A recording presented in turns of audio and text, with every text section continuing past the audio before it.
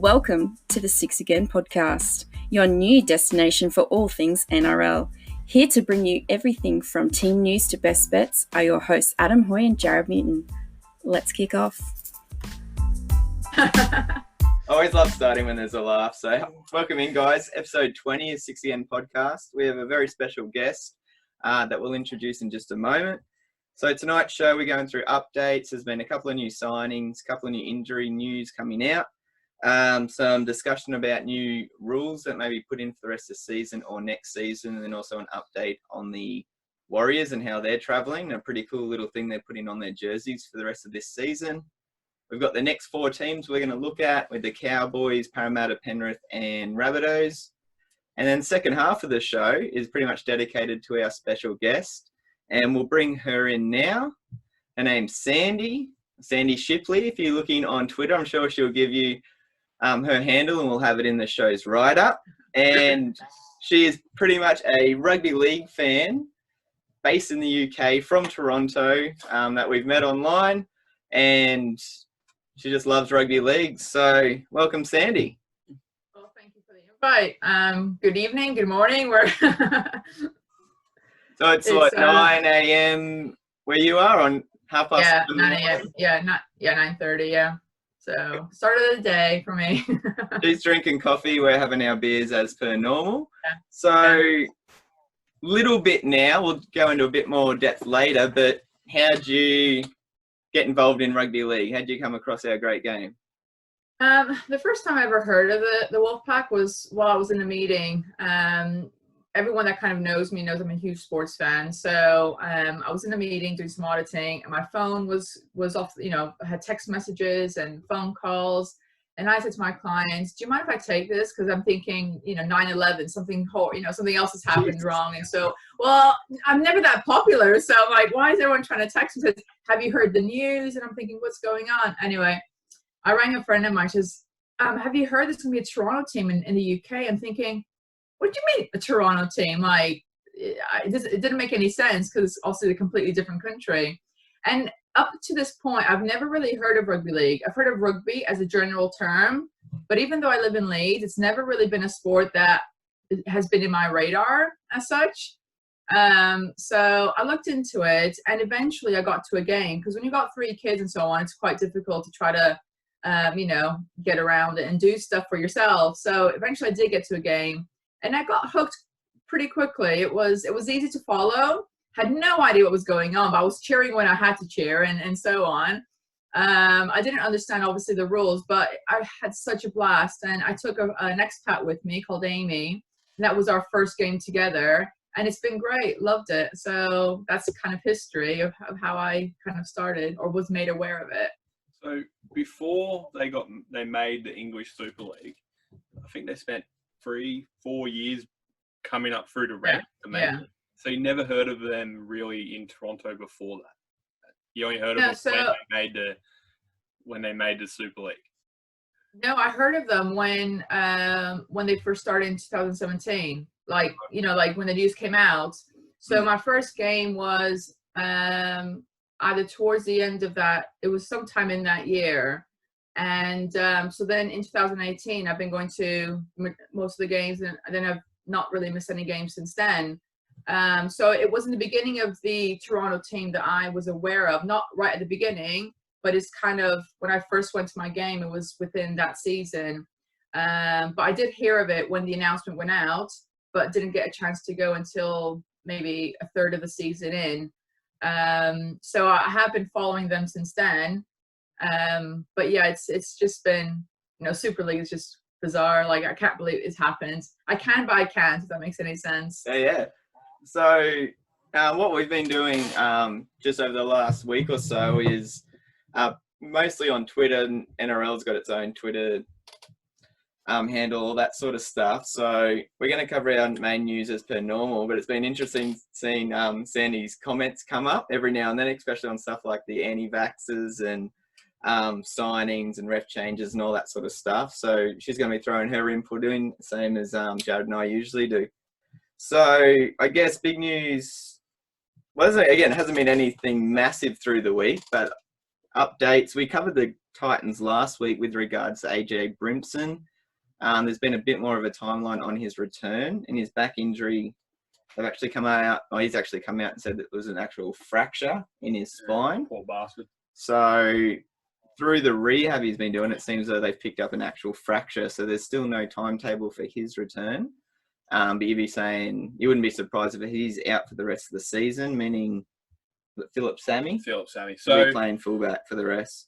Adam touched it on it the last episode by saying that because he's only 21, when he had a back injury, they're not going to push him too hard to play, obviously. And it's not like Titans started the season on fire anyway. And so with Gold Coast, with their lack of star players, they're going to put him in Connor Ball. And they imagine he's going to be playing at fullback for a few years. Yeah. So if he's got a fractured spine, they're not going to put him in for an 18-round season. No. I don't imagine, considering they have less than no chance of making the finals. So AJ, heal up. We'll see you maybe at the end of the season, if not next year. Signings through the week. Felice Kafusi's picked up his player option, so he'll be at the Storm till the end of 2021. No real surprise there. One Queensland Origin back rower at probably the best, with the best coach, so he's probably going to stay with him. And an up-and-coming player, Sean Bloor. How do you pronounce it? Yeah, Sean Bloor? Yeah, Sean Bloor. He's kind of like Nathan Brown from Parramatta. Penrith.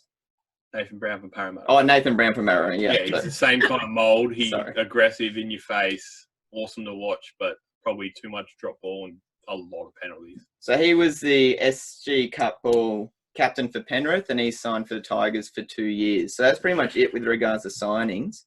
So I guess we go on to vaccinations. So the start of this week was pretty much a no jab, no play policy. And I'm not sure if the NRL was expecting the amount of players to come out saying we're not going to get one. They amended one line in a waiver that they had to sign in order to play. That was good enough for some, not good enough for others. And it's basically at a point where Bryce Cartwright and Brian Kelly from the Titans have been stood down. And those who are not getting the flu vaccination on religious backgrounds have signed a separate waiver, or the waiver's been adjusted separately, and they're still allowed to play. So that's your Josh Papali, Joe Tapani, Sia Soliola, Sione Katoa, Adam Fanua, Blake, Martin Tapau, and Dylan Walker so far, with Bryce Cartwright and Brian Kelly being stood down. Yeah, Thoughts? I don't know. I really don't know about all this. It's a very sensitive. It's always been a sensitive discussion topic, even before obviously this. With parents and their kids, and But does that mean if the Super League and the RFL games kick off, are they going to get? It's just going to be interesting. Because I don't understand how that applies to corona. Like I don't see what the link is in terms of. For me, I'd rather see that they are going to get everyone tested, including their families, before they actually go to training, have them in quarantine for 2 weeks to know that the result that they had from the coronavirus is correct. And then at least, when they do go to training, they are negative. Yeah. I'm struggling to understand how the correlation of getting the vaccine is going to help prevent anyone catching coronavirus. Like, it's just... It's not. The reasoning for it. So the players have all been tested as part of the biosecurity measures when they came back on Monday. The reason for getting the flu vaccination is we're coming into our winter cold period. I know it's going to drop to like 22 degrees soon. It's cold. Oh my God, 22 degrees. Oh my God. It's cold. I need to get my toucan. I know. So we get our standard flu vaccinations every year. Like every job, every company offers flu vaccinations for their employees at a cost, depending on who you work for. Yeah.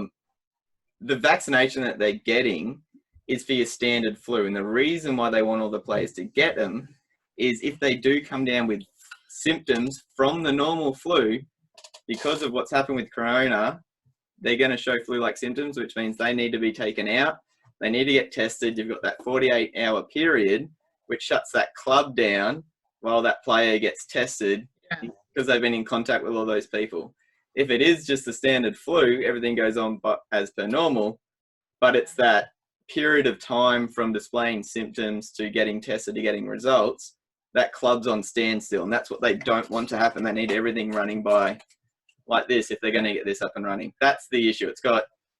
It's not to stop corona at all, but if you're displaying flu symptoms, they're the same symptoms as the coronavirus, and that's enough for that club to be shut. Another part of it is that the NRL created this 48-page biosecurity thing that they handed to the government to make sure that their players aren't going to get coronavirus. And part of that was they're going to get the flu shot as this is an added extra that with another layer of protection we're going to put against our players getting sick. But in saying that too, the whole situation, the NRL have done stuff without consulting the correct people. So they put this biosecurity paperwork through, and then they didn't ask the clubs if they were willing to follow through with the biosecurity rules. Yeah, leave it to the club. And then when it got to the clubs, the players are like, well, no, I'm not taking the flu shot. See you later. Yeah. What's confusing me the most is that somebody put on Twitter the 5-phase rollout to go back to normal.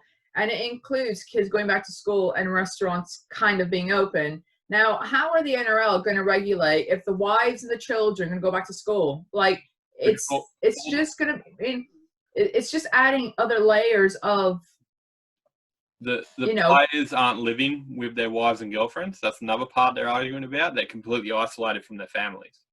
So they only... I've been approved, though. I thought that didn't get approved. The impression I got is that... I didn't know that. Yeah, they're completely isolated from their family. That was a big shit fight because for tomorrow, Mother's Day, they wanted to see their wives and girlfriends for Mother's Day. And so they had early in the week going, well, we can't even see them. They can't even go see their mother for Mother's Day because the NRL's put them in lockdown. Oh. So every club gets 32 players and 18 staff to travel with them wherever, and they're all isolated. They've got 10-minute COVID tests. So they've got these newfangled coronavirus tests that only take 10 minutes now, not 2 weeks. They're not isolated together. They're isolated. That's interesting, though. Different areas. Because you say that, but, and I don't know his name, and I should know. So there's a player who's got a watch company. What's his name? He's on TikTok. That's how I know him. Conrad Harrell. Oh, Jesus Christ. No, the guy who's got a watch. He's got a watch. Isaac Luke? He plays for the Kid's Black Panthers, I think. He's got, oh my God, he's got a watch company. I'll have a look. No, But anyway, he's been posting things like on Instagram and stuff where he's with his kids and his wife, and he's been training. So I don't see this. Is that Wednesday? From Wednesday? No, yeah, like yesterday, yesterday and stuff. I didn't know that they were. Yeah, that's what, because I remember an argument about the fact. Oh, there it is. M.A. Malachi. Oh, Malachi Watine-Zelezniak. That'd be him. Yeah, and his brother own that company. He's led in the top 32. Yeah, him. He's been putting stuff on social media, and he's with his wife and his kids. That's why. Well, when you said that's been approved, I got confused. Yeah, I thought that they were all in isolation from their families because there was a lot of headlines about the fact they can't go see their families for Mother's Day. That's April. Where are we up to? We're into May. Jeez. Yeah. So. Yeah. You see what I mean? So that's why I'm thinking how are you going to police this? Malachi might not be in their top 30. Yeah. He's not that good. No, he'd be in their top 30. They need well, I don't know. My NRL knowledge is very minimal, so I just I'm not only going to speculate. I'd say if they're keeping this under wraps, I'd say that they're in their homes. They go out of their homes. They get on their bus. They go to their club. They get on the plane, and it's just straight back and forward. I wouldn't be surprised if their wives and kids would be still homeschooling even when school goes back until this all happened. But we'll see. I didn't. Who knows? Because I remember commenting. Somebody on Twitter said, "Oh, I feel sorry for the players if they have to be away from family." And I made the comment, "Well, when the Wolfpack in the first two seasons, they were living in Toronto for like 8-9 weeks, for a very long time, and not everybody had their partners with them, and because of social media, it's helped, FaceTime and so on. And so it is possible, and I don't think this will be a long-term thing. It's just going to be a short-term thing, because I don't know what the situation in Australia is with regards to the cases. I don't know if it's always dropping or if it's very. So I don't think, even if it was for 8 weeks, it's possible. It's happened to the Pack players. They happen away. So instead of looking so long-term, I'm thinking let's just take one day at a time. It is possible. At least we've got the technology to minimize the distance. That's it. And I think the big thing, I guess, for the players here is when you're signing for a club like Toronto, that's in the normal contract. It's going to happen.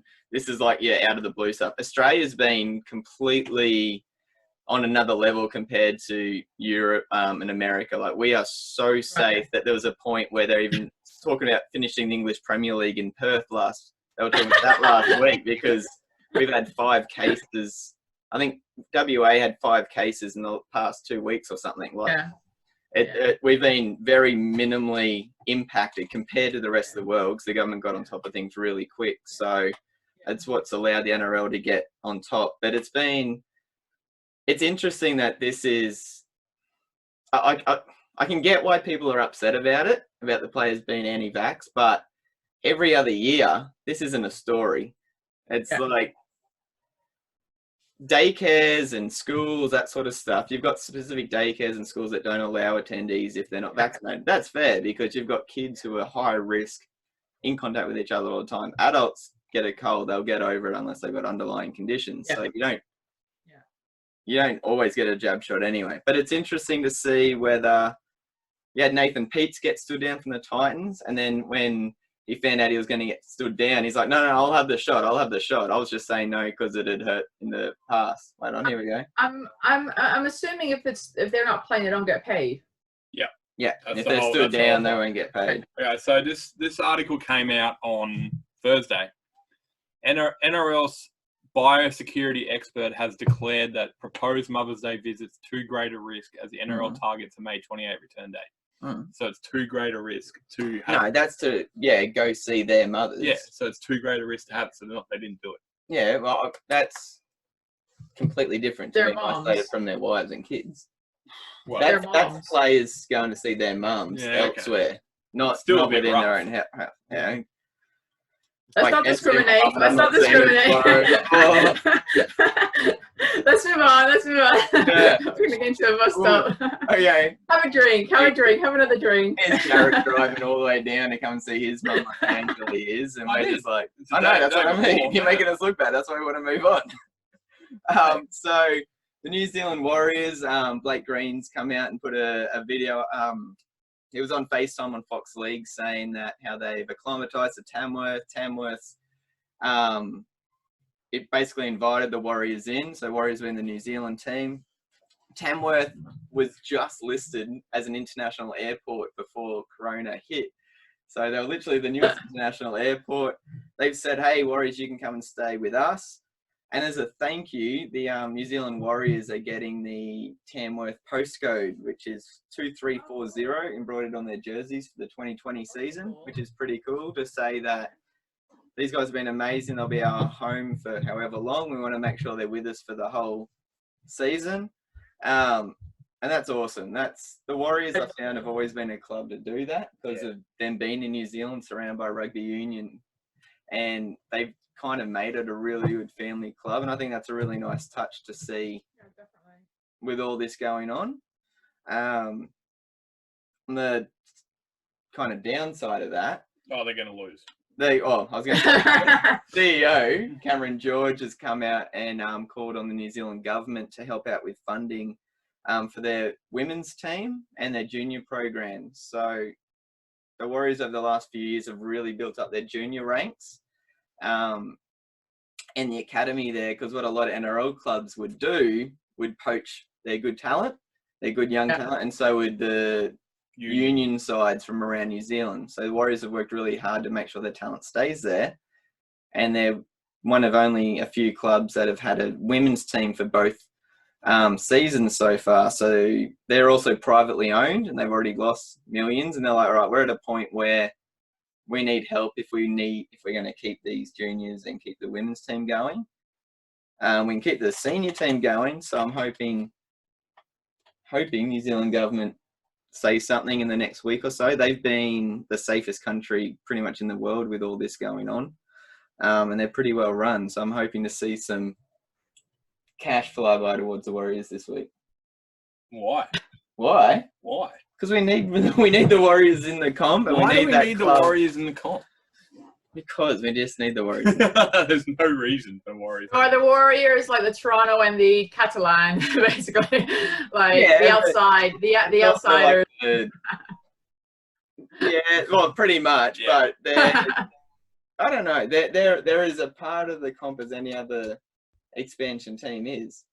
To me, that's like getting rid of the Cowboys or getting rid of Newcastle or getting rid of Titans. So how are they seen within the NRL? The Warriors being it from a different, a very flash team, but a team. Oh, do you mean seen by other fans? by other fans. Do they like them in terms of, are they welcoming to have them? Someone that's not from. They get, but even though that they're from New Zealand. And New Zealand versus Australia in sport, every New Zealand team will get booed, same as England and Australia. But Warriors get booed less than half the other NRL teams because they're awesome to watch. You don't expect a lot of success for them because of the style they play. They've gotten to 2 grand finals but never won. They play very flashy, heaps of offloads, that sort of stuff. Yeah. And they have a lot of fans. Like when they play the Titans on the Gold Coast, that's one of the biggest New Zealand. Yeah, because there's no more Kiwis in Australia than there is in New Zealand. I know, and that's why it's so important. So they're the only club that really gets fans everywhere because there's so many Kiwis here. So no, they're very important, and they keep rugby league's foothold in New Zealand, which is important. Yeah. I remember the last NRL game that I watched from my list that I mentioned to you before was the Storm Warriors in 2009, I think, if my memory is right. Or was it? Was that 8 beating 1?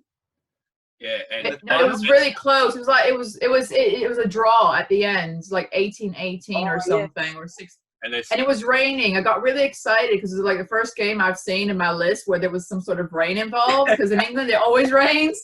And I always wondered, does it ever rain in Australia when there's rugby league? Because I've gone through about 50 games and they're all in sunshine. Yeah. And this is the first game on my list where there was actually rain. So I thought it'd be interesting to see how the sport is played when there's the elements, you know, that kind of. And the speed was the same, but the Warriors were like, there was a couple of players that looked like they were bulldozers just going through people, and it was quite scary to watch, but I really enjoyed it. That would have been when Sean Johnson put old mate over in the corner in the last minute. I think a player got injured in that game, and I think it was a Melbourne Storm player got injured because the game kind of stopped. And it was quite scary to watch, but no, it was a really good game. Apart from that bit, it was a really, really good game. It was. If you look at my Twitter account, I put the link on there. It was really good. So it was cool. Like 2000, Melbourne was really strong around that time. So they won the grand final in 07, got to the grand final in 08. Oh, of course. Got to 2009, got to the grand final, and won. Yeah, but that's when they got stripped. Yeah, got stripped. But it was funny because they were so dominant and still are. But Warriors were their bogey team. And there was Warriors went on like a 3-4 game winning streak. And there was even a year where Warriors came 8th and beat. That's when it was still 8th first and beat the Storm in first position. When did Manly win the final against them? 08. Yeah, that would have been 08, the game you watched, because Warriors won at the last minute. They scored in the left-hand corner. No, this game, it was a draw. There was like 2 overtimes, and they still didn't win. Oh. And it was like, oh my God. It's like, how's no one winning it? It was such an intense game, but without the stress. It was just really good rugby league. Yeah. That makes it was just really good sport to watch, especially as a neutral. It was definitely a good one. It's definitely one of my favorites. Storm, that's one of our. We've got a very traditional Anzac Day match, which is the Roosters versus St George. It's been going for 26 years or something like that. Yeah. Warriors versus Storm has been on Anzac Day for the last maybe 6, I'm going to say.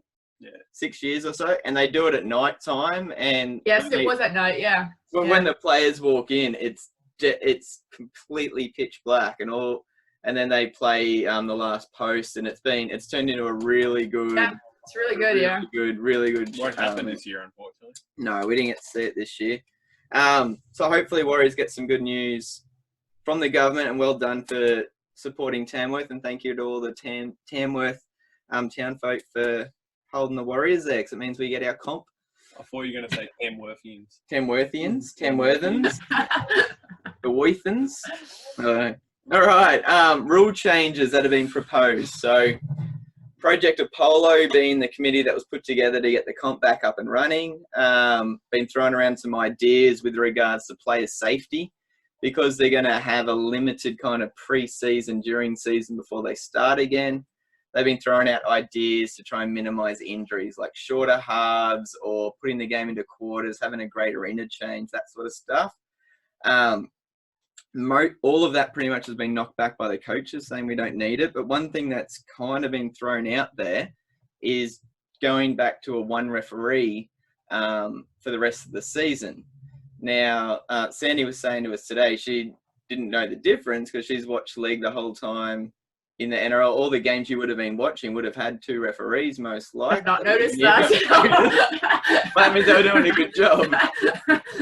And, so I'm clearly not missing something there. No, it's all good. And I think Peter Vlandis, he's the ARL commissioner, pretty much said this was based off a fan survey at the end of the 2019 season. He said, why not throw it in now? But Trent Robertson, Des Hasler, two of the most respected coaches, have already come out and said probably maybe not the right time to have a look at it with all the upheaval that they've already had. And Hasler was pretty much, you don't change rules once the season started, regardless of what's happened. Maybe something to look at the end of the season, because if it's something the fans would like to see, that's important. So we're the ones who literally pay to go and watch or watch on TV. But I'd be a fan of going back to one referee. Jared won't be, because we always disagree on everything. No, I'm cool with that. For me, just depends how the team plays. So obviously, Trent Robertson, coach of the Roosters, like to slow down the ruck. That's how they've won 2 premierships in a row. They've had a very slow ruck, a lot of blatant penalties just to rely on their defence to slow it down. So he's going to come out and say he wants 2 referees, because the more referees in the field, the more infractions they're going to find in the ruck. So he's going to like that. This depends how you want to play. If you want a faster, free-flowing game, you want one referee on the field. So, because they're going to see less. That's the point of it. So it just really depends. And that's why fans want it, because they want a faster game. Well, I'm just going on that. They brought 2 referees in because there was too many ruck infringements that were slowing the game down, because you had the one ref trying to watch the offside and what's happening in the tackle at the same time. And by bringing 2 in, the point was one controls the offside, one controls the ruck. But it hasn't happened that way. But yeah, it hasn't quite happened. Robinson said, how about a hybrid of both? 2 referees, but you have one alpha referee or main referee. What I was going to say, that if you have one shadow referee who is out of the way all the time, but you have one of them doing the offside. Because right now what happens is, say a team's running, north-south, the team with the ball, they'll have a referee controlling their defensive line. Yeah. The other team without the ball will have the other referee controlling the defensive line. That's how it's been working. And then whoever's not controlling the defensive line will walk in and tell everyone to get up off the ruck. So that's how it's been going for the last couple of years. But to be honest, I loved it when Bill Harrigan is running around one referee back in the 90s, and he just controlled the game. And that's the way I prefer it. I think it's quicker that way. I also think when they brought the 2 refs in, it was to get rid of these ruck infringements. But I think a lot of the people were hesitant at the start, but then you kind of had an open mind. If this does improve the game, maybe it is better. But it's been 10 years since they put it in. There's more going to the video referee than ever. You still had a missed call like the one in the grand final last year. And you've got, I'm just saying, you've got 6 pairs of eyes watching. Poor guy's still stressed.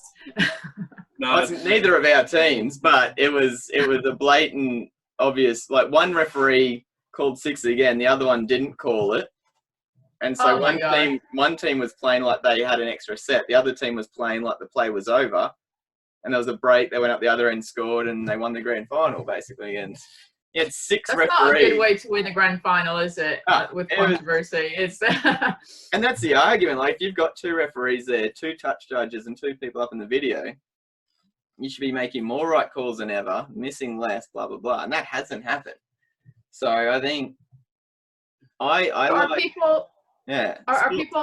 questioning the timing of the change or just the change altogether? I'd say What's the timing. consensus? The timing. Well, the proposal was brought about because of a fan survey. Fans just wanted, like, this was an NRL fan survey at the end of the last season, and fans said, we'd like to see 1 referee again. Vlandis probably isn't picking the right time of bringing that up now. Right. Maybe just the timing more. Yeah, just the time. But I would see this being a conversation that's probably going to build momentum through the season. I doubt it's going to drop down to 1. Well, if it does, it'll cut costs because you got less referees to pay, and so then there's going to be less positions for referees, which means that the referees have to be better in order to keep their position. So there's going to be less games for them to be able to participate in, which could be a good thing. The downside is you're going to be putting 6 people out of work. The way I see it is rugby league's too much money involved in it, too much cameras involved in it. I think that especially for how much betting there is. Yeah. I think that they want more over officiating, so there's less chance of rules happening, and I think they believe that less chance of rules getting made wrong. Yeah. Wrong calls. And they think that with 2 referees, that's going to help it. Because there's so much money in it. Because go back to that grand final, which shits me off that people even bring it up, that they blame that on the referees. But with one referee, that wouldn't have happened. Well, it depends which referee. Well, no, one referee that wouldn't have happened. So it would have only been 1 call either way. Yeah, I don't think they're going to change it because they want more. They want over officiating. I think like something before we went on air with Sandy was talking about differences between US, UK sports and how some people still see sports as just a sport, but the fact that it is a business. But in the other side of it, sport's never going to be perfect. You need mistakes in sports that gives you conversations to talk about, and there's always going to be mistakes made. And I think with a single referee, that sort of stuff evens itself out over a whole game or a whole season anyway. That's something you see in rugby union all the time with how many knock-ons, forward passes get missed. But by the end of the game, it kind of it evens itself out. And but that's great for local footy. That's great for local footy. It's not great for NRL when there's 400. Why do you call it footy? It's really confusing. When I first started following rugby league and you see all the Australians calling it footy, I'm like, whoa, I'm getting confused. It's not rugby. It's Australia shoots itself in the foot. Like you look at America and Canada, where you've got your 4 big sports: your baseball, your basketball, your American football, and your ice hockey. They're completely different to each other.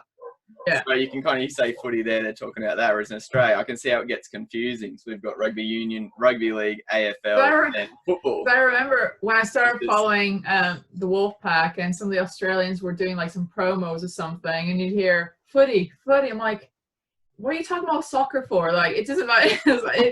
And I always kept on forgetting to ask them, why'd you say that? Why is it not called rugby? As in, over here you call it rugby league or rugby. You actually differentiate it. Over there, you just seem to just call it a generic name.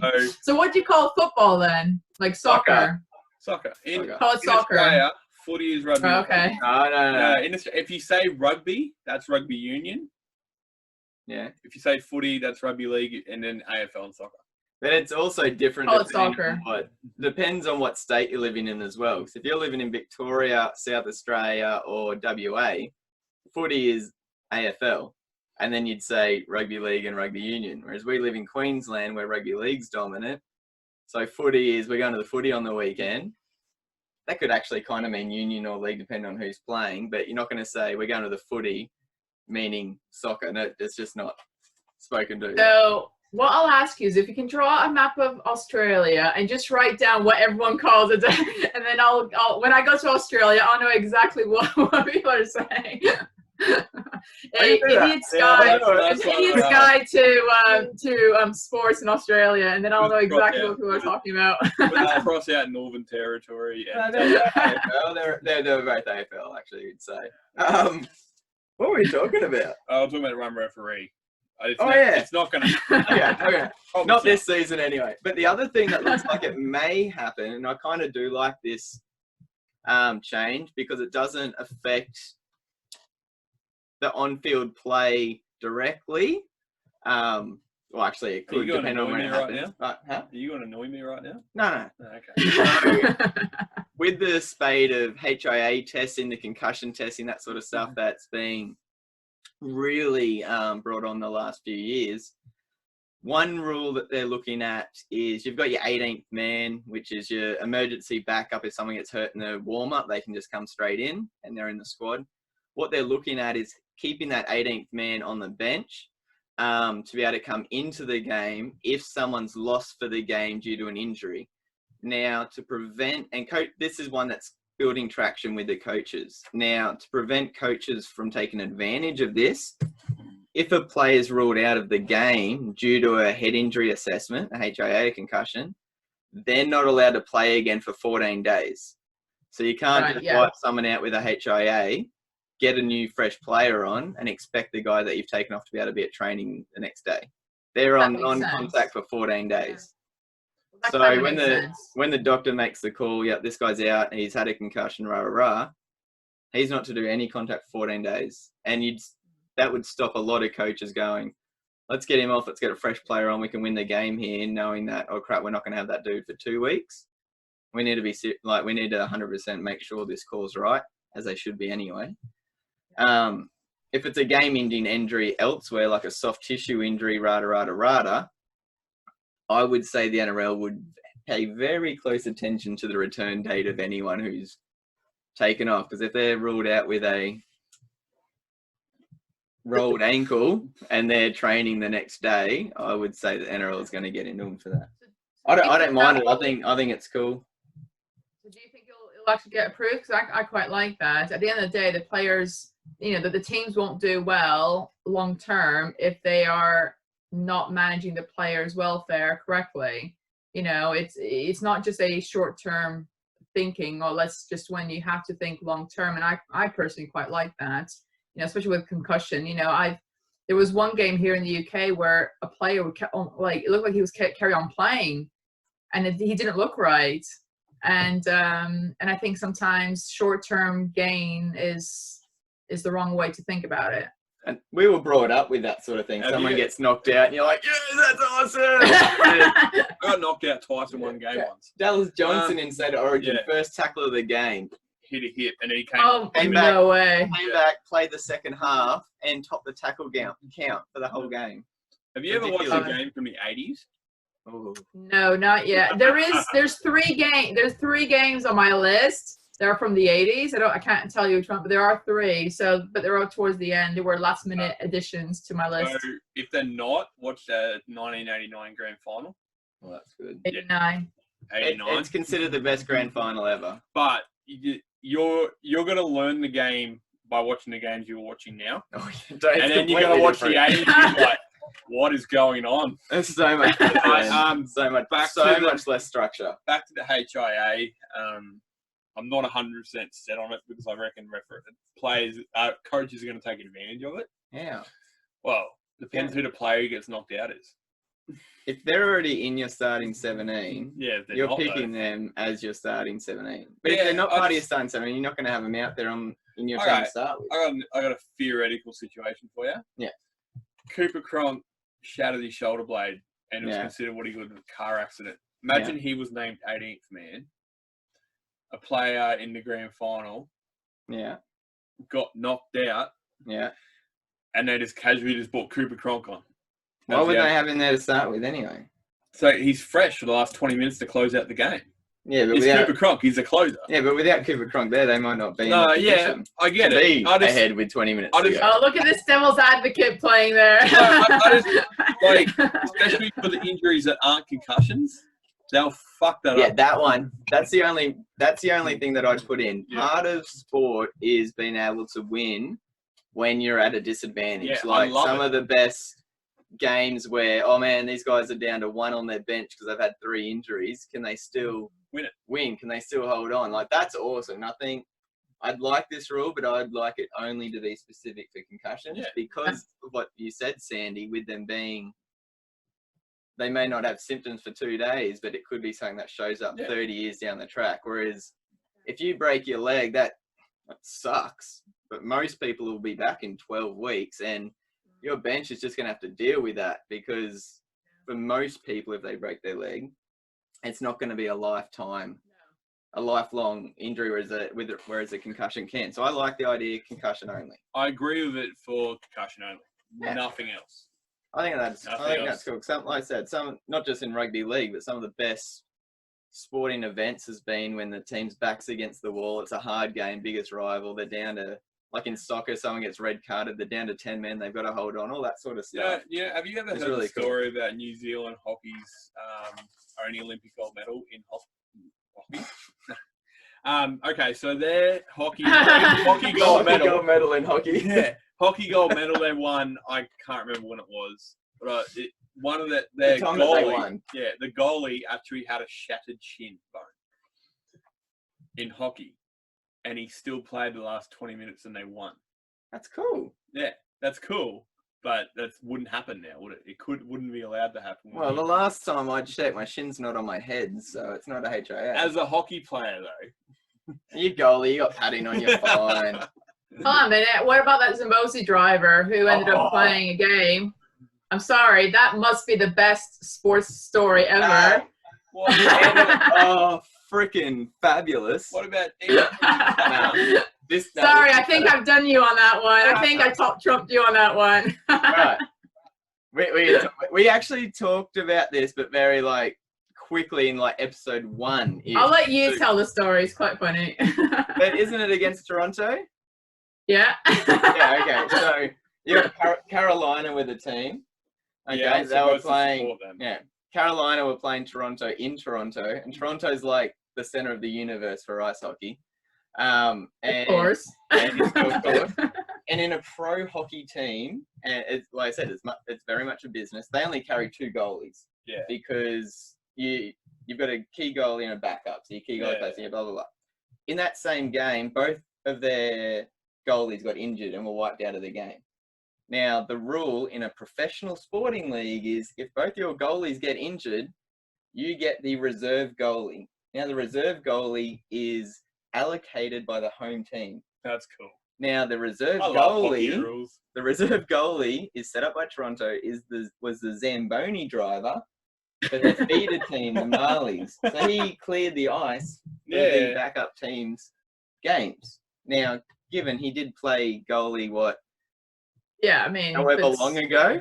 Yeah. But he was 42 years old, to my understanding. Yeah, 42, and he had a mishmash of bits as He well. had Toronto pads on. They threw a Carolina jersey on him. He was literally just out in the back of the clubhouse, gets a call saying, dude, you got to come play in this NHL game. Both the goalies are injured. And he's like, what? Oh, shit, yeah, all right, no worries. So he found out on his mobile, puts his helmet on, gets a Carolina, he's got blue Toronto pads on, goes out. Toronto has, so ice hockey plays in lines. Their top 2 lines are better than 90% of the league's top line. Their second line's that good. Yeah. He let in, 1 goal? Yeah, I think so. Yeah, and that's it. But we somehow Toronto lost. Toronto lost. You cheated and you lost. Carolina was in front when he came in. Yeah. Toronto scored. Carolina scored again, and he held out 11 shots. It's Carolina. I'm sorry. Carolina flew him down to their next home game to get him to come out onto the ice and wait. He's like absolute hero. His wife enjoyed the story. I must admit, his wife was just like, what? What's going on? Yeah, she loved it. So it's really cool. At home, not even watching the hockey, then hears about him playing. without exaggerating, it would be Anzac Day clash, we'll say.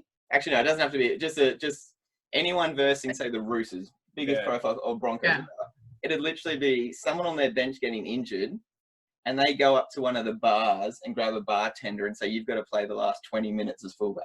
And this guy just, And he's like, "Oh yeah, I played a bit of league 10 years ago for C grade." That's it was crazy, honestly. Get that dude from the bar, put some boots on. I'll definitely recommend anyone to look on YouTube for this. It's the funniest thing. So when I say Toronto fans are used to losing, I'm telling you, it's like I think that's like tops it. That was as a Detroit fan, that was the highlight of our city. It was a highlight for a while, you know. Yeah, I know. That's awesome. Ouch. Yeah. Told you, right. I think I got you on that story. Yeah, you did. That's oh. I still love the National Museum in New Zealand. It's pretty cool. Yeah. Okay. Yeah. Right. It's awesome. Oh yeah. So but you did win. Let's get to our preview of our next 4 NRL teams. So we got the Cowboys sitting here at 1-1. With a loss to the Broncos at home, 21-28, and then a win against the Bulldogs, 24-16. Unfortunately for them, news came out today that their captain, Michael Morgan, had a shoulder clean-out over this break and will be missing the first couple of weeks at least. Apart from that, everyone else is right to go. They'll struggle without Morgan. They are. So Morgan's is their 5'8". Their captain, the one who pretty much helped them win the 2015 grand final. One of the most influential players, so it's going to be a big loss for the first couple of rounds, and I guess it's going to come down to who they get in the first 2 weeks of their draw.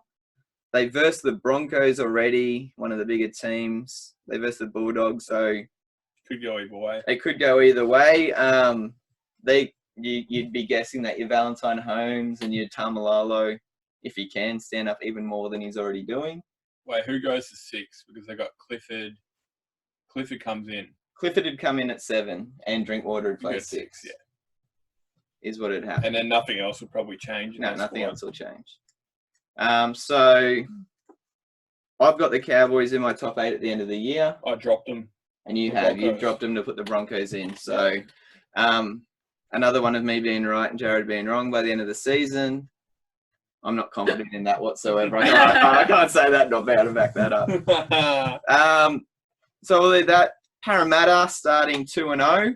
Fucking Parramatta. The first game of this NRL season was one of the worst games of footy anyone's ever watched. I won't watch it, so that one's not on my list. They'll be like, "Oh, rugby league shit. Let's go back." It's just been like Parramatta's got this awesome team. They put it together. They've got another season playing together. They've got these 2 new signings. Versus the Bulldogs, been down the bottom the last few years, bro. I should blow them off the park. It was 9-8 was the final score, and there was just knock on, missed tackle. At least it wasn't the Toronto versus London game final where no tries happened. It was like 4-2 or something. It was like the lowest. I think, is it the world's lowest scoring rugby league game? I don't know, but we had a state of origin that was 2-0. We've had a 2-0. 2-0 or 4-2. There was a game in the 80s and 70s back when they were doing kicking contests where there was no tries and no points scored the entire game. They just walked off at 0-0. Oh my god, that would have been so boring to watch. But it can be fun. Well, my dad tells me about it, and he reckons it was so much fun. He loved it because he loved that style of play. But then you have this generation. You have this same scoreline the next week with Sydney, with Roosters and Manly. It was 9-8, and it was epic. It was such a good game because you had 2 high quality teams on the day, just going at. There wasn't even a mistake till like the 30-something minute. It was the ball was in play, and it was just there was only 2 tries all game. I guess it depends on which sport. You know, like if you had a soccer game with a low score, then it's probably going to be classed as a boring game because there's not much happening. But I guess in rugby league, a low score can depend on. It can be a good game. I guess it depends on who's playing. The quality on the field, and it's Parramatta's like Manly's biggest rival, so I always like watching them to see them lose. But I wouldn't actually go out of my way if this was a Saturday game at 2 p.m. I wouldn't have been watching it because it's the first game of the season. There were so many people watching these 2 teams that wouldn't usually watch them. And it was just like, Oh. It was so bad. That's the worst. That's the worst thing. It's like, damn, like everyone's got this build up, and like, really? Yeah, it was pretty much. And then it'll pretty much be if it happens again after coronavirus comes back. Yes. If they come back after the lockdown. If it happens again, everyone's gonna be pissed. Oh man. Because then the next week, Parramatta comes out and beats the Titans 46-6. So Wow. they're 2-0, but they versed Bulldogs and Titans, the two teams that have pretty much been finishing 15 and 16 the last couple of seasons. So you can't really take. If Parramatta are ever going to win a grand final, it's this year. But that's what I was saying about Toronto. I mean, if you looked at our schedule, our fixture list, we played like our first six games were like against the top 5 teams of last year's Super League, like the Warringtons, Wiggins, and we had like the hardest scheduling of any Super League team. I mean, and then we had the other teams. I mean, I'm not saying that they're worse, but they weren't the top 5 of last year. So, I mean, and some of them were closer than others, and I'm not saying that's why we lost, but it was by far, if you're going to be playing 5 games in a row against the top 5 teams of last season, and we're just, because there's such a difference between the championship division and Super League, I mean, it's so different. It takes time to get used to it, just being, because I mean, last year we didn't really get challenged a lot, and I think players need that challenge to learn how to grow and be a better player. Now, it's the same at work. If you just got a job where you just plateau, if no one challenges you, you're not going to get any better. And so it applies to every walk of life. But in this case, if we had no one challenging us, really, obviously we had a couple of games that were really close, but on a consistent level, we never had anyone challenging our players. Even like Ricky Lutele, who's a great player, they need that constant somebody who makes them better. If you're watching the NBA game, the documentary, there are key players saying, if it weren't for Michael Jordan, I wouldn't be the player I am now, because he needed someone to kind of push him. And so you had a mixture of the difference in the divisions, and then the fact that we played the 5 top teams of last year. But at least we finished on a high. The whole thing was down. Half was the split even between the top 5 teams in the Super League and everyone else in the Super League. Because there's only, what do you say, there's only 3 teams that have ever won it, or 4 teams that have ever won the Super League. And that's one big thing. I love watching the Super League because there's just some aspects of it that it has that the NRL doesn't have. But the other side is it's never a guarantee because it's sport, but you can pretty much go into a game sometimes going, well, you've got Wigan versus Salford. Wigan's going to win. And then every now and then Salford might cause an upset, but you're like, there is that big split from your top to. I would definitely like to see more. I don't know why some of the teams aren't as successful as others in terms of the quality of the squad. I don't know if it's a finance or whatever. But it would be nice if there was a few more teams that kind of rose up. It's like in soccer, you do have your top 10 that just seem to do really well, and then you have the ones that keep on changing at the bottom.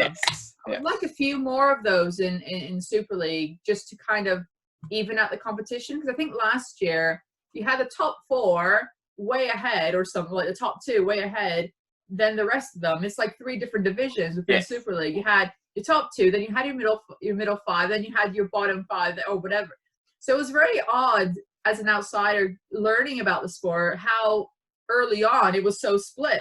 Obviously it's slightly changed, but yeah, it would be nice just to have a little bit more, but I don't know why the split is the way it is. I've not really looked into the sport. Is it just a finance issue? Is it like doing a bit better?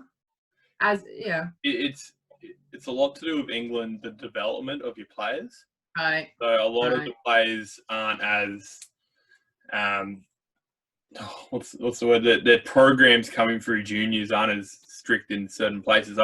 Whereas in soccer, for example, Manchester United, they picked up at 6 years old. Whereas the Rugby League, they picked up like 16, 17, and by 19, they're already playing Super League, and they might not be ready for it because they haven't had training. There's so many more sports in England for that reason. And you see like your Wiggins, your Warringtons, your Leeds, your St Helens. They have a lot more. You look at how many NRL or ex-NRL players are in their squads, who, like you mentioned Ricky Latelli before. Good player. I love it. He's just I love watching him. When he was at the Sharks, it was always like, good player. He was average. He's never going to be a superstar. He's never going to win a game off his own back. He's not going to beat the best defender by himself, just with pace or speed or IQ. He's just like if you put in ice hockey terms, he's a solid third line center or something like that. Like, who is your favourite player in the Wolfpack? I hate when people say that, ask me that, because it's very difficult to say. I mean, there's a group of players that I truly respect, and it's and I will always be grateful. And it's the players that took a chance with Toronto in the first team. Like the Liam Kays and the Greg Worthingtons or Adam Sidlow. Those players who took a chance at this idea of having a concept team in Canada. It's okay, France, but in a North American team, they left a team or a club where they had stability possibly, and it was, they were in a good team, to go to a team that was just as if it was like plucked out of thin air, this idea of a Canadian team. So I'll always have, even if they were to go and play against a rival team, I'll always have a very fond respect for them because they took a risk. And I really think, because no one knew what was going to happen. We had no idea whether it was going to work out or not, because it's just a new territory. Yeah. But then as a parent, there are a couple of players that I truly have respect for because they've inspired my kids. So Ashton Sims will always be one of those because when my son, I was very lucky that my kids were able to, on my birthday, we were playing against Swinton, and my kids were offered to be the mascots. And my Ethan, my youngest, he was like 3 years old, and I had tried to explain to him what he was going to do. So I said to him, you're going to go, and Ashton was the captain for that game. So I said to Ethan, you're going to be holding the boss's hand. Like how mommy's the boss of the house. This is the boss of the team. So that's how I explained to him who Ashton was, because he had no idea what was going on at that age. So he walked out with him, and since then, every time he sees Ashton, he calls him the boss. Oh, that's cool. And every game, and every game, Ashton always came to see him. Even when he was injured, there was one game we played against the Rams, and Ashton was injured. And Sky TV actually captured this, where Ashton just came out, and Ethan's face just lit up that he saw him and gave him a hug and so on. And he's the guy that Ethan always says, is this as good as Ashton? Can you show Ashton? Like, he's really given him a love for the sport. So as a parent, when you grow up in North America, these professional sports people are just so away from reality. Yeah. You don't know what they're like. You come up, it's like some people say, I don't want to meet my idol because I'm scared of what the truth is. With some of these players, you've got that. You know what they're like. You can see them there. So that's for Ethan. And then I've got Andy Ackers. So my eldest plays rugby, and he plays Andy's position. So Andy's giving him some tips, and he's kind of the guy who Louis looks up to from a player's perspective, like how he plays, there's something that he's obviously very humble as well. And so from a parent, I've got those two. So it's a very difficult question, but for me, there is a very true, for me, it has to have meaning. Do you know the cool thing about Ashton Sims is? He has, 4 kids in his family? So he's got he's the oldest, and then there's Ruin. His 3 girls. No, Tarek and Corbin. So Tarek and Corbin. His siblings. Yeah, they both play his siblings. Yeah. Ruin, his sister, is the best player out of all of them. She's a freak. She's really good. She was the Australian captain of rugby league for womenens. She retired, didn't she? She retired last year. Yeah, but she was so good, and she ran it hard. And Ashton runs hard. She ran it hard. Yeah. It was. I must admit, Ashton really did get the imagination of the Toronto fans because he was so popular with the media. Because if you look with his long hair and also he was like, get him on TV. Everyone likes, it was either Liam Kay because of his sex appeal thing, everyone likes his legs type thing, and then you had Ashton, who was like the wolf of the wolf pack. So it was great to see him. You always remind me of George of the Jungle. What about Foi Foi Moi Moi? Did you ever have any? Oh, he was hilarious. I met him at my first game. I was very lucky to get a picture with him, and I said, "Oh my God, he scares me." Yeah, he's the nicest dude in the world. Yeah, he was just he just went through everything.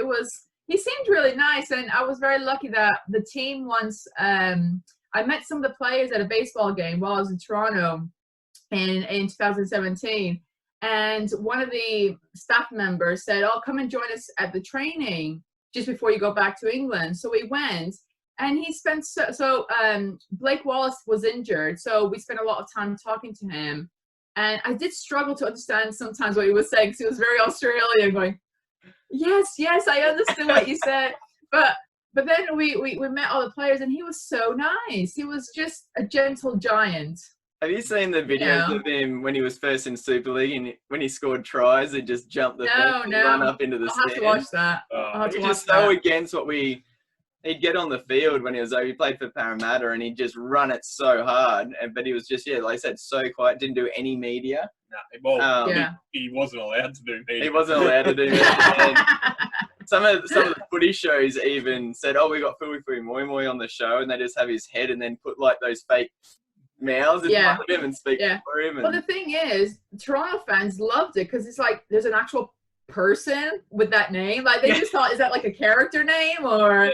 So I think his name just grabbed so much attention because it was. If you look at the names that we've got in our sports teams, you got like Matthews and normal names, and you got this guy with sorry, how'd you spell that? Like how do you even say it? So so the name itself grabbed the attention of fans. They felt it was quite cool. And by the way, 2-0 for Parramatta. Sorry, we seem to divert all the time. Sorry. That could go on tangents. So no Nathan Brown, he's suspended to round 5 for that shot, and Reid Marnie's out with a foot, and we said that's going to be the weird position how they're going to deal with that. It says June, so Richard back? Kaiser? No, he's what's Kaiser doing? He stood down mental health reasons, wasn't he? Or did he end up retiring? I have no idea, but I don't know who they're going to put there. Will Smith? But he says he's back. Yeah, Parramatta are going to lose. There's actually a player called Will Smith. Oh, right, okay. Okay. I thought you meant. I was like, what? I was laughing, but alrighty. Just throw in Hancock. Just throw him in. So this is why this episode is going to be completely, like, chaotic. Because I'm like, so good. Why would you put Will Smith in, like, with his song, like, That's horrible.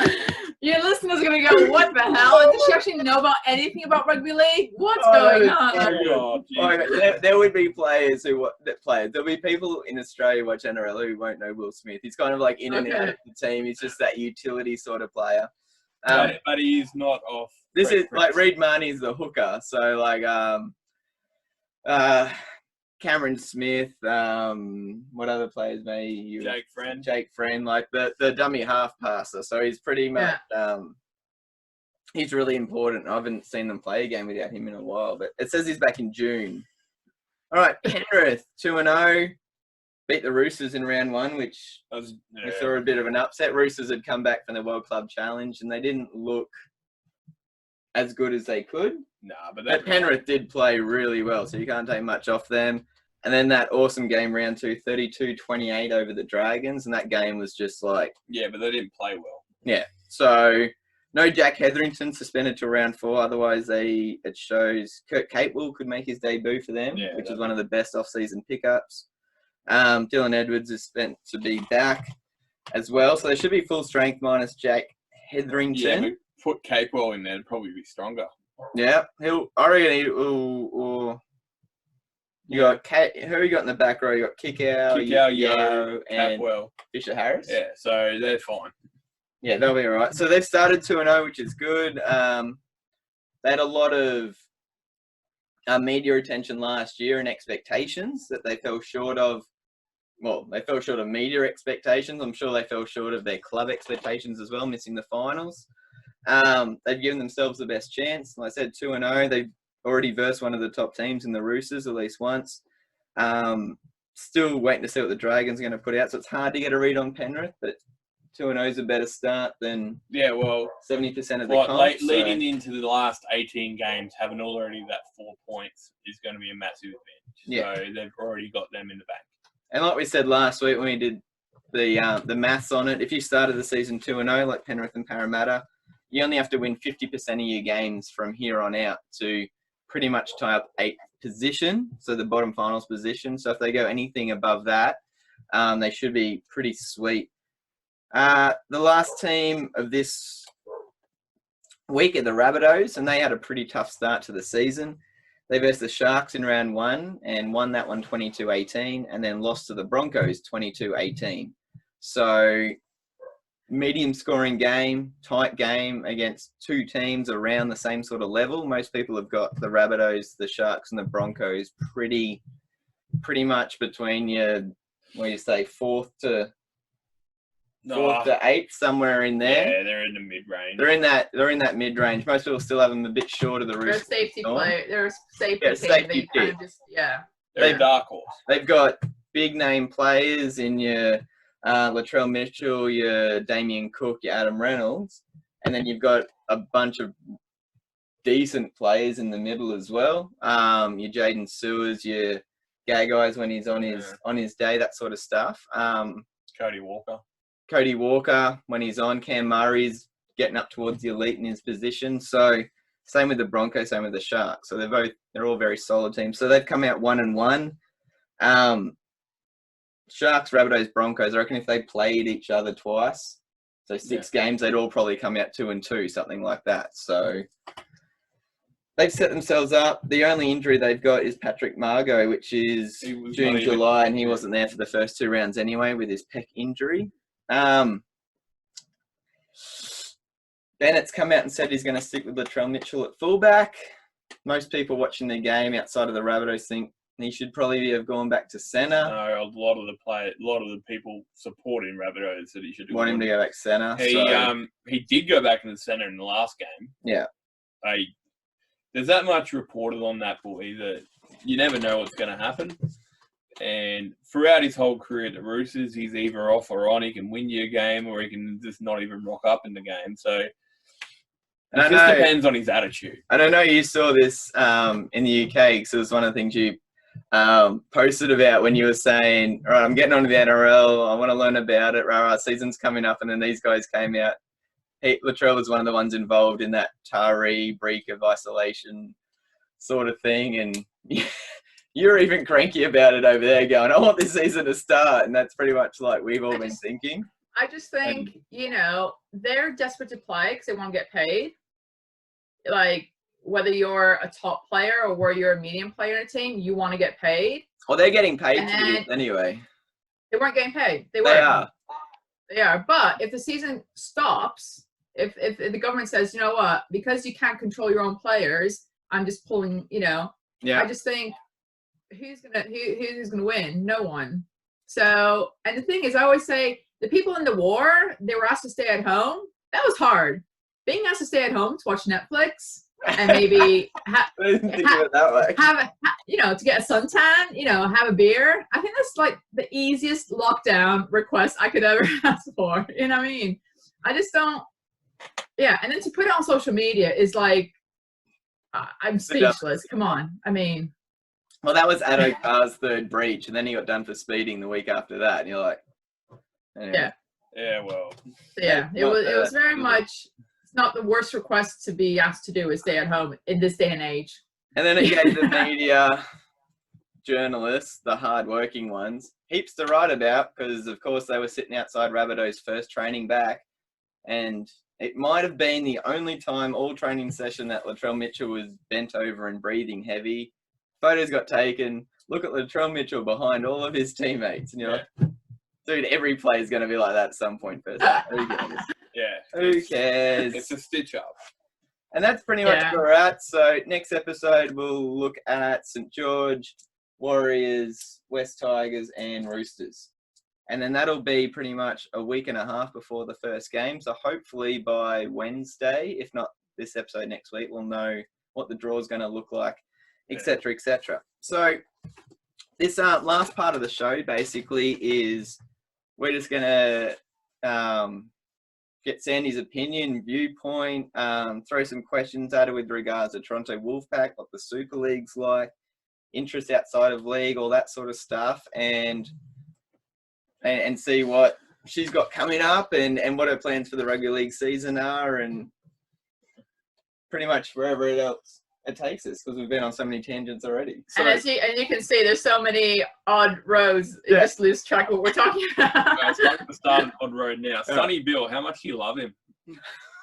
I'll say I'm one of those very few fans who've had a chance to speak to him. I was very lucky to have that chance just by default in a way. It was during the pre-season game against Castleford. I was just sitting with my friends and family behind where the players' dugout bit is, the bench, and he was walking out, and I just said hello and started talking to him. And someone just happened to take a picture of this. So he looked like a massive giant. And I was like, it was like a very Alice in Wonderland type picture. And to be honest, I didn't know who he was before he joined Toronto. This is how away from rugby league or rugby union, I literally didn't know anything about it. So, and I heard obviously people's opinions, some negative, some positive, there's always going to be a mix. But I wanted to know what he was as a person, like just make my own judgment. So but I knew the name now. By this point, I knew he was huge. Obviously, there's a big price tag on it. And I spoke to him, and I was shocked how humble he was, that he spoke to me about just stuff and how excited he genuinely was to go to Toronto.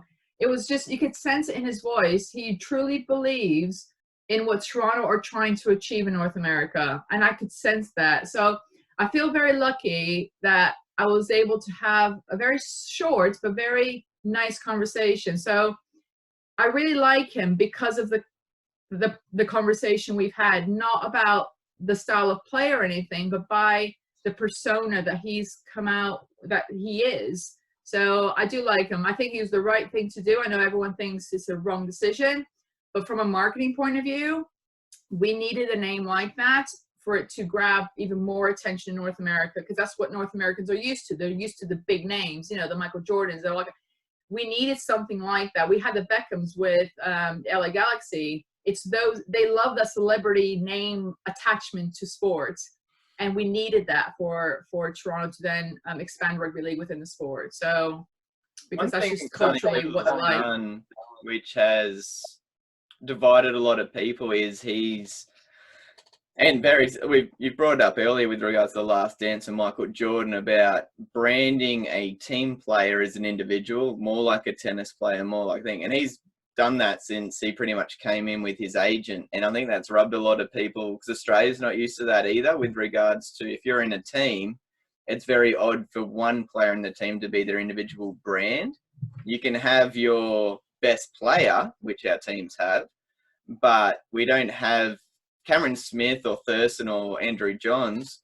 When he was playing, they're not a brand name, basically, like Sonny Bill's been able to establish, and that's rubbed a few people the wrong way, but he's done for himself very well. And I think down the track, he's paved the way for players if they want to do that and use their name. But that's what North America, if you look at North American sports, baseball, basketball, they all have those 3 or 4 people that have got all the sponsorship. That's just the way it is. That's just, so for us, it's normal. So I'm trying to understand, and I'm not saying other fans are wrong. I'm just learning, trying to understand. And like I said, sports is a business, and it's about sustainability and riding the wave of how sports fans are, and commercially, because that's where the money is. And if getting a big name is what's going to make something sustainable for the sport, because if you look at North America, there's 300 odd million people. If we can get 1% or even 0.5% following rugby league, my God, it's more than most countries will have. So So we're not even talking about trying to get a big chunk of the market in North America. We're talking about even 0.5%. And it is possible if you do it right. And with Bob Hunter coming in to implement David Argyle's vision, because David's vision is very, sorry? Is he the founder, David Argyle? Yes. So David Argyle's the Australian guy. He's our owner. Well, he's a major shareholder of Toronto. So I should just plug in my laptop. And he's always had a vision of growing the sport in North America and getting the rugby balls in kids' hands. That's always been his drive. And if you've ever had a chance to meet him, you can see it in him. He's very passionate about that. But what Bob Hunter does is he's got the respect within the sports world in North America because he's achieved so much. And what he can do is he can implement David's vision. He knows how to do that, and his record of his achievements, in North America, who he's very quiet. So unless you're in Canada, you will know. So for him to join Toronto, for me, gives me confidence that Toronto are definitely heading in the right direction. And he will know how to maximize Sonny Bill in terms of growing, I guess, the brand of the sport the right way. Yeah, the good. That's so good. You got to give him credit straight up because he went for the biggest fish there is straight away. Oh, yeah. Because obviously in America, rugby league's not that big. But they bought Sonny Bill in. He's this big, tall dude, massive shoulders. He's a monster. And if you wanted to build an ideal rugby league player, you'd probably build Sonny Bill. So having him on the forefront of your Wolfpack incursion into, rugby league incursion into trying to get more, players, sponsors, build up a fan base. Yeah. Someone like that's the way to go. But union is bigger in Canada. Like there are more union clubs and so on, and fans. The sevens are played in. Because it's played both codes, that's a way of attracting even them just to come and watch them. Yeah. When Sonny Bill obviously was playing a few games here, I was able to attract some expat Aussies and New Zealand. So I, again, engaged with their Facebook groups. And I said, look, I'm not sure how many rugby league fans are out here or even union, but obviously Toronto now got Sonny Bill. If you want to come and join us to watch him play, because some people have never seen him play because they've never had a chance to play. Now he's in the UK, and some of these expats are like, oh my God, it's going to be my first chance. Whether he was any good that day or whether, because the first game wasn't his best, but just to be there and see him in person was great for a lot of people. So he will attract even neutrals to come and watch because of his name. And I don't see how that's a bad thing. It's a great thing. And like I said, the guy who David Argyle bought in went straight for the throat as far as marketability goes. We've seen he's the most marketable athlete in rugby league. He wouldn't be even in the top 20 in the world anymore in rugby league, talent-wise. Well, maybe talent-wise, but player-wise, no. But with regards to names, huge. The thing is, this story was in Brazil and Argentina. Like, I was on Twitter, people were talking about it in places that I'm thinking, what? Like, what other player in rugby league could actually do that? It's because it was so different. No, not in Argentina. Yeah. It would have been. It's because like when Argentina, the World Cup, when he was playing, union, like Argentina is a big union country, and he would have played over there with the Chiefs, with the All Blacks. Yeah, so it's a name. For me, what I see is using Sonny Bill on a long-term strategy of it will want to bring more people to want to play the sport, because the concept of having the opportunity to play against him and then aspiring new generations say, do you know what, if we can attract other Sonny Bills for future generations, then the younger generation will want to be able to want to play with someone like him. We need to make it something attractive, and we need to materialize and use people that way to attract future, because when people are disillusioned, there's a lot of people who are disillusioned with the sport. A lot of people are so upset with rugby league or how it's been managed or whatever. I don't really know the history of all that, but there's a lot of sad fans who are just so upset about the direction it's going. If we can get someone like him to reignite the interest of the sport for the new generation, again, I can't see it being a bad thing. We talked about... You're not going to get a Bulldog supporter, though. No, we talked about a few episodes back that Great Britain? It was Great Britain. No, it was England.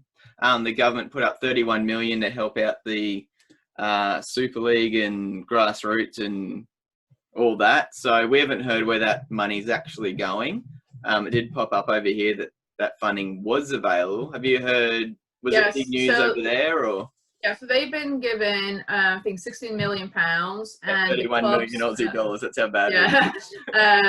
And I think the clubs have to apply to get the money. The only teams not going to get for it is the French teams and obviously Toronto.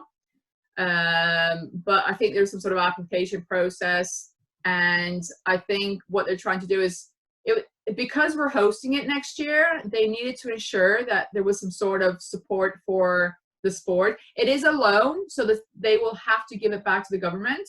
Oh. It's not a grant. So there is some stipulation of expectation of using the money wisely and getting a return somehow, in terms of, if you're investing in community, I want to see it progressing. I mean, some of the money might go towards the World Cup. I don't know. But because those details have not come out, all we do know is a loan, so we'll have to repay it back, and clubs are having to apply for it, and I think they must say, what it's for, etc. So it's not a grant, so they all have to give it back. That's actually, you hear that on face value, and it sounds like it's cheap, but it means that the clubs actually have to put thought into what they're going to do with it before they apply. You can't just we'll take that because we need some more tackle bags. It'll be... And then also, someone's got to approve what they're doing. So they say if they're going for a player, I don't know, whatever, and the player and whoever's giving the money don't agree with it, maybe they won't give it either. But it's good with it being so tight. It's good that the government's even allowing, we'll give you money in this thing, but we're under pressure as well. But the fact that they're even thought of, and well, the RFL is hit and miss with a lot of fans. Some people think they're kind of doing okay. Some people don't like the leadership. But one thing no one can't not acknowledge is how hard they've worked to get this loan. Ralph and the team have worked really hard to convince the government to lend them any money, because it's going to help them. Like I said, it is a loan, so they have to think wisely. But I know, the World Cup committee, they've got grants. They've already been, so Rochdale, their foundation group, have been given money to improve the community facilities, for example, from that funding, which is a grant. So I think it's a positive. Yes, it's a loan, but it really gets people to think about, how are you going to invest this? And the fans want to see how the money is going to be used. They want to see, because usually when money is given, they don't know where the money's going.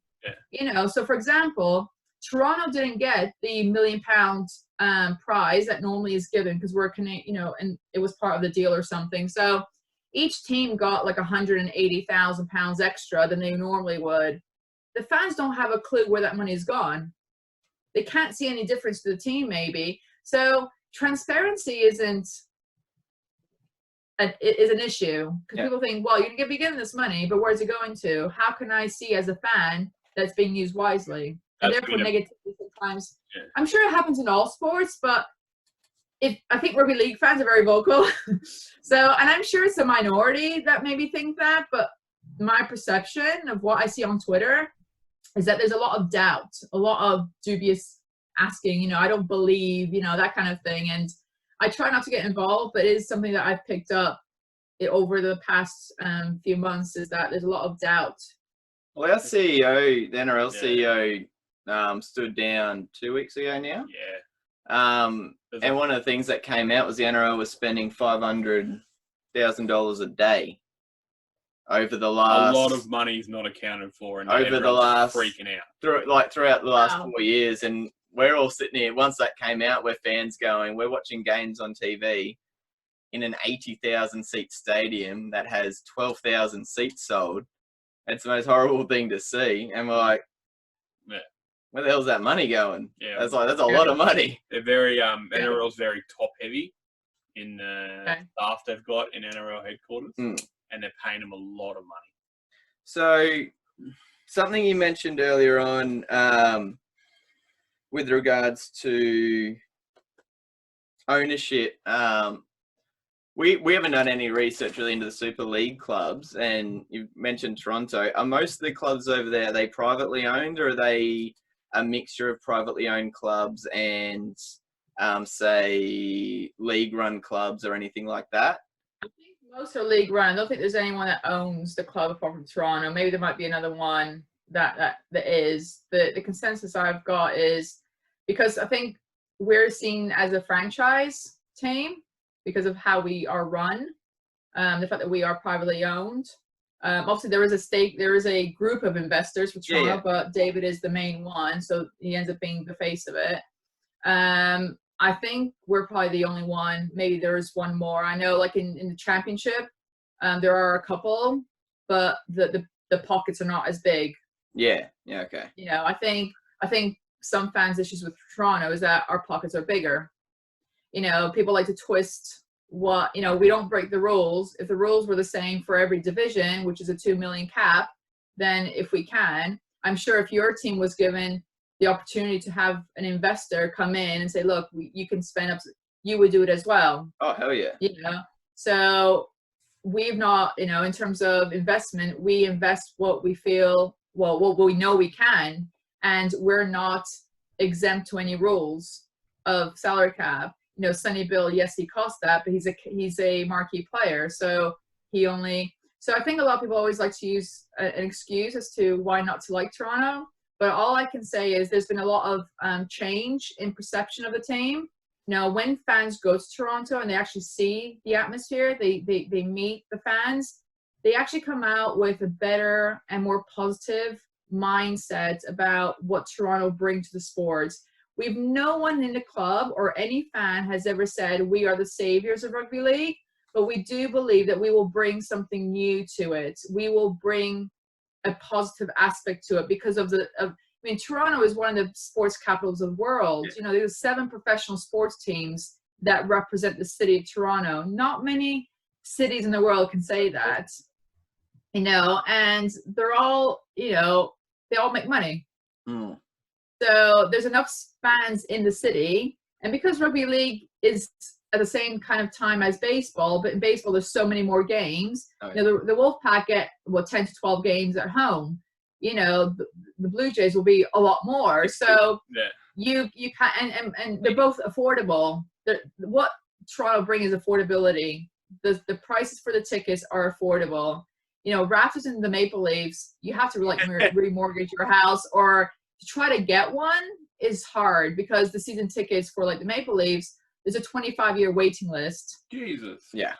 Yeah, and yet we've not won since the 60s. So, you know, and it does say a lot about Toronto fans. We are very much, it's in our DNA, sports. We love sports. You know, I've picked up, like, I know it's as much of your Toronto upbringing, but it's very rare, kind of where we live anyway, to hear a fan talk about their club with regards to what we bring, but have nothing to do with on the field. Yeah.